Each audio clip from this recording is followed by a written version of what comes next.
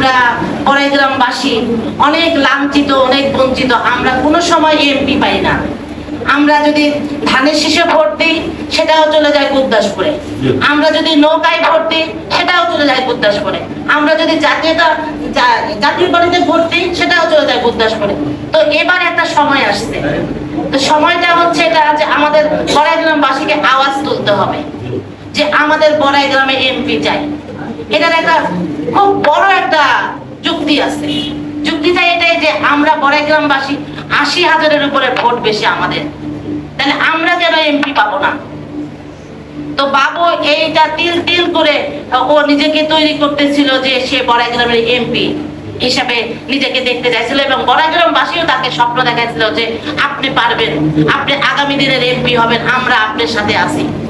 সেই জায়গায় থেকে ২০১০ সালে ৮ই অক্টোবরে তাকে নৃশংসভাবে হত্যা করে আওয়ামী লীগের সন্ত্রাসী বাহিনীরা। তারপরে এই ৩০ বছরের যে সাধনা আপনারা তৈরি করছিলেন সেটা নিমিষেই শেষ হয়ে যায়। তারপরে থেকে ম্যাডাম যখন আমার বাসায় আসলেন, তারপরে আমি নিজেকে আস্তে আস্তে তৈরি করলাম যে না, আমি বাবুর সহধর্মিণী হিসাবে আমারও একটা দায়িত্ব আছে আমার বড়াইগ্রামবাসীর জন্য। যদি আমি এখানে বাবুর জনগণের জন্য যদি কিছু করে যেতে পারি তাহলে আমি একটু শান্তি পাবো, বাবুর আত্মাটাও শান্তি পাবে।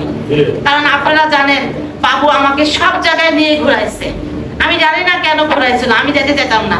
ও বলতো না কুচি চলো, তুমি চলো, তুমি দেখবা জনগণ তোমাকে কত ভালোবাসবে। তো আমি সব জায়গাতেই আমি পরীক্ষিত দেখছি জনগণ আমাকে অনেক ভালোবাসে। ইভেন আমার যে অসুখটা হলো সেই অসুখ থেকেও তারা আমার কাছ থেকে সরেনি। এটা আমার কাছে শুকরিয়া, আল্লাহর দরবারে লাখো লাখো শুকরিয়া যে আমার বড়াইগ্রামবাসী আমার পাশে ছিল।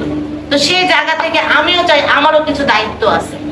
কারণ আমি জানি এই বড়াইগ্রামের নির্বাচন করতে গেলে বাবুর যে সহানুভূতি, বাবুর যে ভালোবাসাটা ছিল মানুষের ভিতরে, মানুষের হৃদয়ে এখনো কাঁদতেছে। 15টা বছর বাবু মারা গেছে, এখনো মানুষ ভোলেনি।